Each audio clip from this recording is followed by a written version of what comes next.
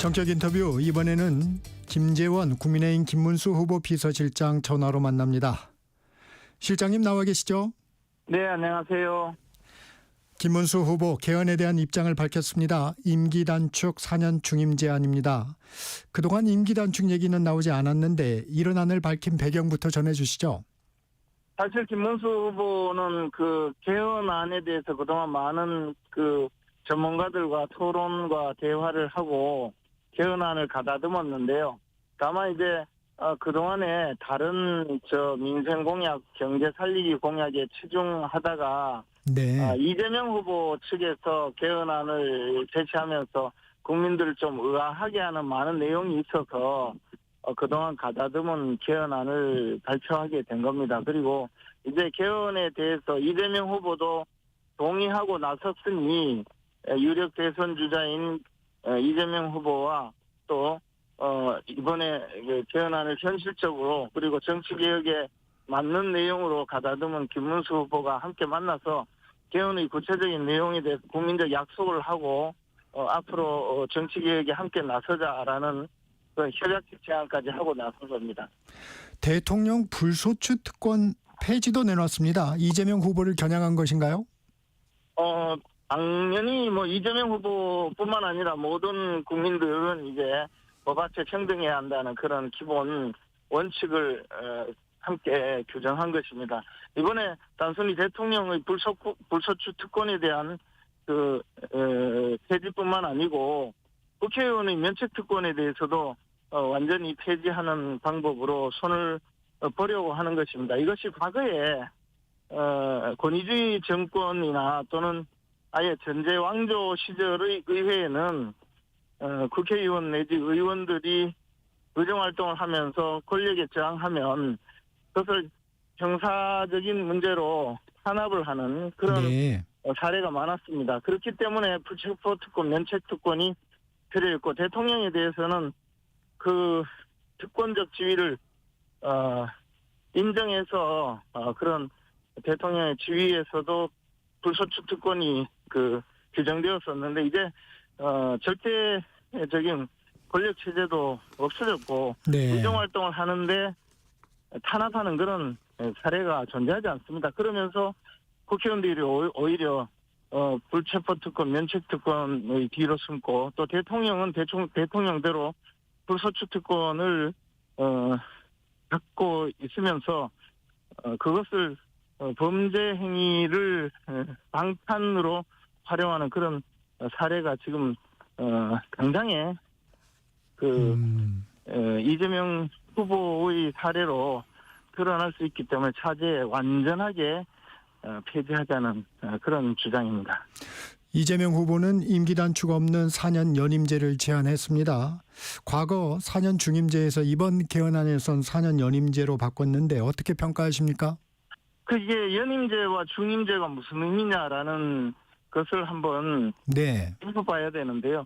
보통 통상적으로 이제 4년 중임제라고 하면 한 번 더 연임을 해서 그 대통령이 8년까지 재임할 수 있도록 그렇게 규정하는 것을 의미합니다. 그런데 연임제라고 하면 현재 그 지방자치단체장이 3년임 허용 법안으로 되어 있거든요. 네. 그러면 통상 1기, 2기, 3기까지 재임을 하고 그리고 다른 분이 만약에 또다시 지방자치단체장 지위에 오르면 그리고 나서는 또 새로이 출마를 해서 3년임까지 할 수 있는 그런 제도입니다. 네. 예를 들자면 서울시장, 오세훈 서울시장의 경우에 지금 4선 서울시장을 하고 있거든요. 그런데 지금 이재명 후보가 내세운 그 2연임 허용 대통령제는 결국 러시아의 푸틴 대통령처럼 대통령이 재임하고 나서 또 다른 사람을 잠시 내세웠다가 다시 자기가 또 대통령을 할 수 있다. 그런 몽상을 하고 있는 것이 아닌지라는 그런 생각에서 이 부분에 대해서 과연 4년 중임제 또는 4년 중임제를 주장하다가 4년 연임제를 주장한 배경이 뭐냐. 푸틴의 꿈을 꾸고 있느냐. 그런 의미에서 해명을 요구한 것입니다. 이재명 후보는 국회 권한을 좀 강화하는 개헌안입니다. 국회가 추천한 인사만 국회 동의하에 총리에 임명하고 감사원도 국회 산하에 두는 안인데 이런 부분은 어떻게 평가하십니까? 그런데 대통령의 권한을 적절하게 네. 제한하자는 기본 방침에는 동의하지만요. 그렇다고 해서 지금 국회의 권한을 더 강화하는 법안에 과연 국민들이 어떻게 생각하실지는 좀 돌이켜봐야 된다고 봅니다. 왜냐하면 지금도 의회 독재, 의회 전횡으로 행정부가 마비되는 사례가 지금 현존하는 위험이지 않습니까? 그런데 지금 이 국회의 전횡을 그대로 두고 도리어 국회에게 인사권까지 주고 총리 내각의 인사권을 준다면 사실은 대통령제의 기능이 마비될 가능성이 없지 않다고 봅니다. 물론 만에 하나 이재명 후보가 대통령이 된다면 의회를 이미 장악하고 있고 행정부를 장악하고 지금 각종 법안으로 사법부까지 소나기에 넣으려는 이런 발상을 하고 있는데 이것은 삼권 분립이 무너지고 삼권 통합으로 전환되어서 아마 대한민국이 이제 통통제가 되지 않을까 그런 생각을 합니다. 그렇기 때문에 의회로 권한을 더 몰아주는 이런 개헌안은 현실적으로는 굉장히 위험한 발상이다라는 생각이 듭니다. 차라리 대통령의 권한을 적절하게 분산한다 하더라도 그것을 제도적으로 견제하고 균형을 맞출 수 있게 해야 되지 이재명 후보의 개헌안은 사실상 의회 독재를 보다 강화하는 방식으로 기능할 가능성이 매우 크다고 생각합니다. 이재명 후보 헌법에 규정된 검찰의 독점적 영장 청구권 폐지를 공식화했습니다. 이 부분에 대한 우려는 없으십니까? 통상적으로 헌법에 영장 청구권을 규정한 나라는 우리나라 외에는 거의 존재하지 않습니다. 그렇기 때문에 그 부분에 대한 일반적인 그 방향에 대해서 그것을 비판하고 싶지는 않지만 다만 지금 민주당이 생각하고 있는 수사권의 조정 문제는 이른바 검수완박 그리고 공수처를 키우고 하는 그런 지금 방향으로 알고 있습니다. 그것을 헌법으로 아예 못 받겠다는 그런 생각인데요. 결국 비리를 덮고 자신들의 그 수족을 수사기관으로 만들어서 결국에는 그 권력의 수사기관 지배를 더 가속화하려는 그런 생각이라고 보여집니다. 이것은 그 국민들에게 큰 피해를 줄 수밖에 없고 결국 공정하고 그 객관적인 사법 기능을 완전히 마비시킬 가능성이 큽니다. 이 점에 대해서는 큰 문제가 있다고 봅니다. 거대 양당의 두 후보가 개헌안을 내놨는데 개헌이 이번 선거에서 주요 의제로 부각될 수 있을까요? 이것은 단순히 개헌의 문제가 아니고 결국 과연 권력을 얼마나 내려놓기를 하려고 하느냐 아니면 권력자가 횡포를 부리는 개헌안을 만들려고 하느냐의 문제이고 또 하나는 정치개혁을 위해서 그동안에 국회의원 또는 지방자치단체장의 임기와 대통령 임기를 일치시켜서 매년 선거를 하고 있는 그 민주주의의 불안정성을 좀 해소하자는 그런 의미도 있거든요. 그런데 그에 대해서 이재명 후보는 전혀 화답을 하고 있지 않기 때문에 사실 임기 단축 개헌을 받아들이느냐 아니냐의 문제가 더 큰 쟁점이 있다고 봅니다. 앞서 잠깐 언급해 주셨지만 개헌에 대한 의지를 밝히기 위해서 국민 앞에 개헌 협약을 체결하자고 이재명 후보에게 제안했습니다. 어떤 배경입니까? 이재명 후보는 사실 그동안에 그 국회의장이라든가 또는 여야 정치인들의 개헌 요구 또 언론이나 시민사회의 개헌 요구에 대해서 항상 비판적으로 일관했습니다. 그런데 그동안 이런 주장을 하고 있다가 갑자기 태도를 바꿔서 전격적으로 개헌을 하자고 주장했는데 이거조차 일종의 그 선거 전략에 불과한 것 아닌가 수시로 말 바꾸는 이재명 후보의 선거 전략이 아닌가라는 생각입니다. 네. 차제에 이런 식으로 선거 전략 차원에서 국민들에게 선전용으로 개헌을 주장할 것이 아니고 진정한 개헌의 의지를 밝히자라는 의미에서 아예 협약을 체결하고 국민들 앞에 완전히 이런 그 개헌에 대한 약속을 문서화하자 그런 주장이었습니다. 이 부분은 이재명 후보의 진정성이 어느 정도인지 앞으로 지켜볼 수밖에 없습니다. TV 토론 얘기도 해보겠습니다. 김 후보 선전했다고 평가하십니까? 예, 김문수 후보는 사실 청렴성 그리고 진정성이 가장 큰 무기인데요. TV 토론을 통해서도 김문수 후보의 진정성 그리고 국민의 삶을 돌보려는 그런 강한 의지가 느껴진 TV 토론이었고요. 이재명 후보의 그 말 바꾸기 또는 말재주로 요리조리 피해가려는 그런 태도에 국민들은 많은 대조적인 그 심정을 느꼈을 것이라고 생각합니다. 아쉬운 점은 없었습니까? 많은 지지자들이 이재명 후보의 거짓 그리고 대장동 사건부터 시작해서 백현동 성남 FC 사건, 각종 뇌물 사건, 대북 송금 사건 그리고 위증 사건 이런 문제에 대해서 좀 문제 제기를 해서 이재명 후보의 민낯을 드러내야 되지 않느냐라는 강한 그런 질책을 해주신 분들이 있었습니다. 그런데 어제 토론 주제가 경제 문제였고 경제와 민생에 집중할 수밖에 없어서 그런 이재명 후보의 범죄 행위라든가 민낯을 드러내는 그런 그 토론으로 끌고 가지는 못했습니다. 사실 많은 지지자 여러분들께서 아쉬움을 느끼겠지만 또 TV 토론 자체가 후보자의 자질과 능력을 보여주는 현장이기 때문에 약간의 한계가 있다는 점 말씀드리고 싶습니다.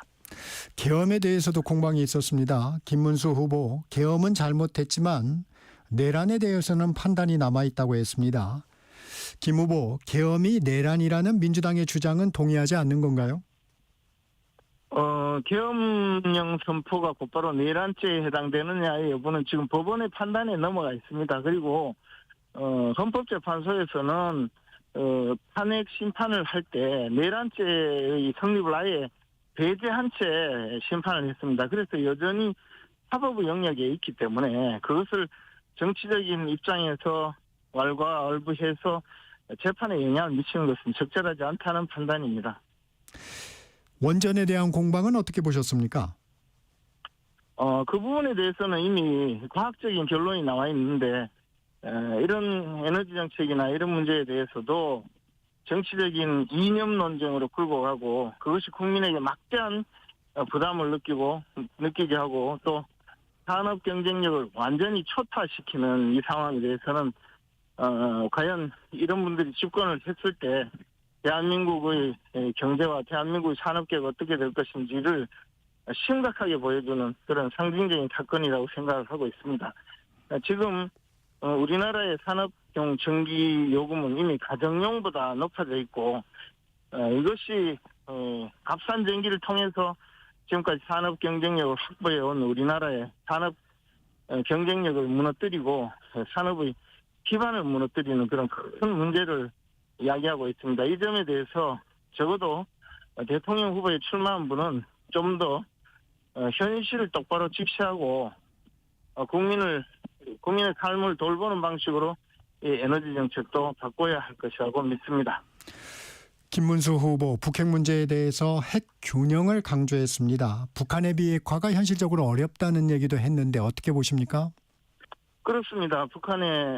이미 북한의 핵 보유는 기정사실화되어 있고 핵 도발을 감행하고 있습니다. 이런 상황에서 단순히 우리는 NPT에 가입한 비핵화 국가이기 때문에 그냥 속수무책으로 앉아있을 수는 없고 그렇다고 해서 우리나라가 북한처럼 국제사회의 불량 국가가 되어서 핵을 직접 보유하겠다고 선언하고 NPT를 탈퇴하고 하는 그런 방식의 핵 보유는 바람직하지도 않고 가능하지도 않다고 봅니다. 그래서 이 초강대국인 한미 간의 공조를 더 강화하고 동맹을 강화해서 미국이 대한민국의 핵 우산이 확실하게 되어주고 그것을 통해서 북한의 핵을 적절하게 통제하자는 그런 입장인데요. 구체적으로는 핵 잠수함을 미국의 용인 아래 한반도 해역을 순항하게 한다든지 또는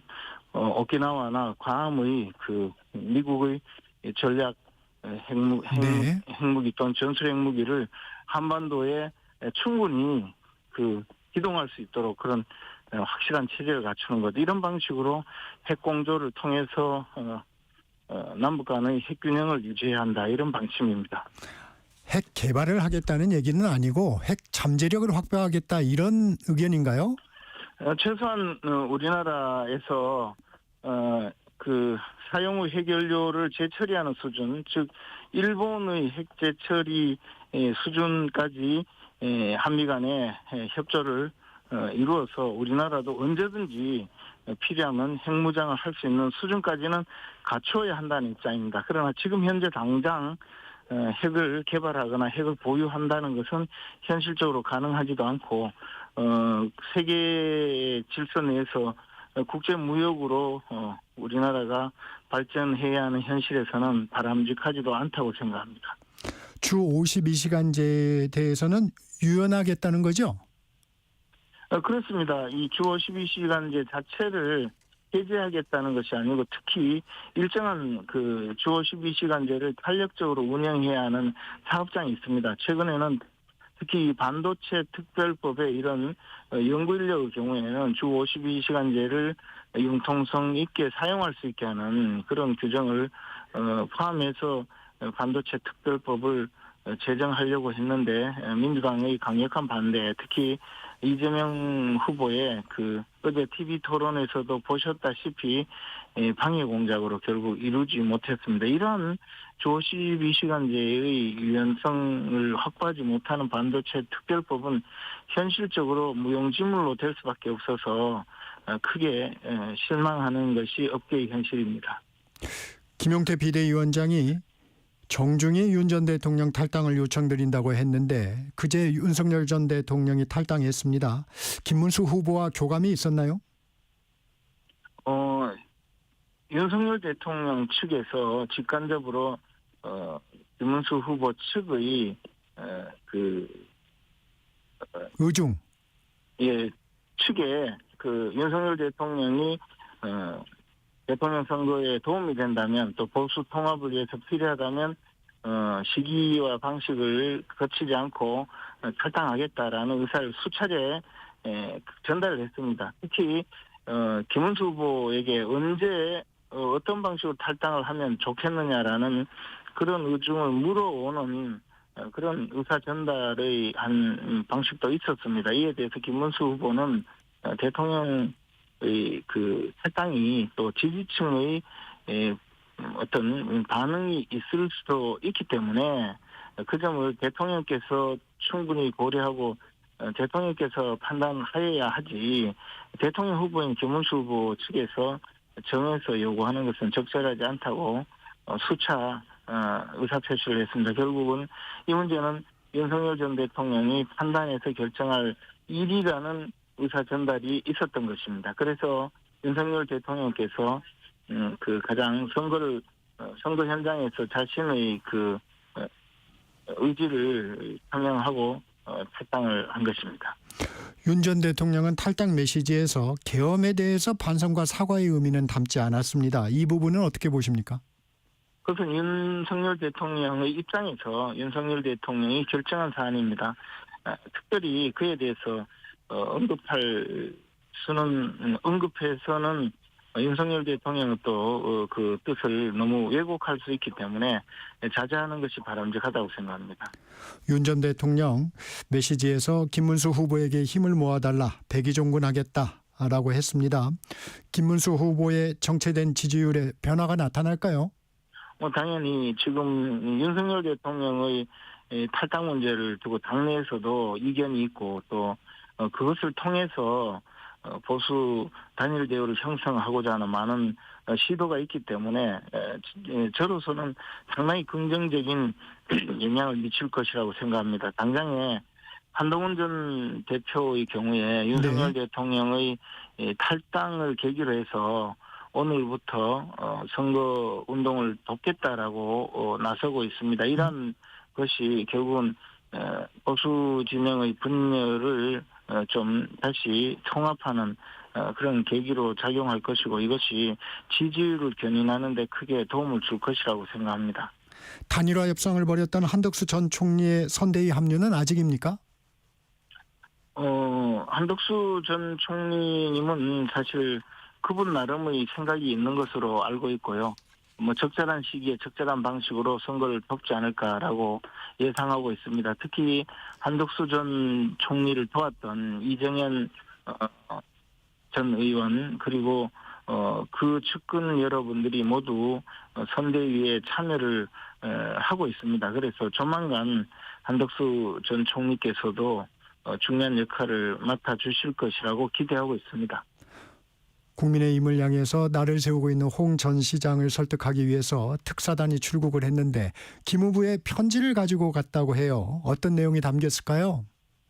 뭐 편지 내용 자체를 공개하는 것은 대단히 적절하지 못한 일입니다만은 김문수 후보님과 또 홍준표 전 시장님은 정치를 시작할 때부터 지금까지 아주 돈독한 우정을 쌓아온 사이입니다. 그리고 서로 간의 신뢰가 손상되는 일도 없고 서로 간의 이상도 정치적 이상도 비슷한 분들입니다.